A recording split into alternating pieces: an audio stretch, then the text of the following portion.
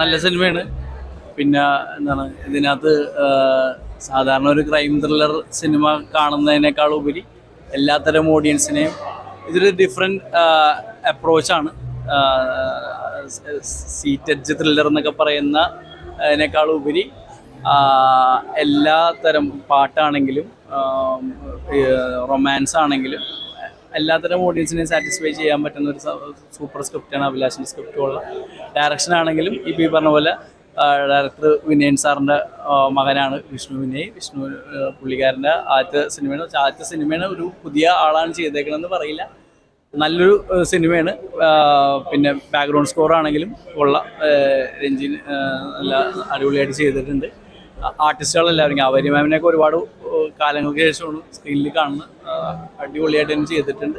Must watch in തിയേറ്റേഴ്സാണ്. എല്ലാവരും തിയേറ്ററിൽ തന്നെ കാണുന്ന സിനിമ.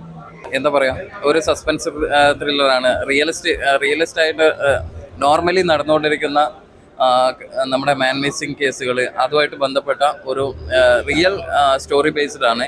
പിന്നെ അഭിലാഷ് പിള്ളേൻ്റെ സ്ക്രിപ്റ്റ് പറയാനില്ല, സൂപ്പറായിട്ടുണ്ട്. സ്ക്രിപ്റ്റിന് ഒരു കാരണവശാലും കുറ്റം പറയാനില്ല.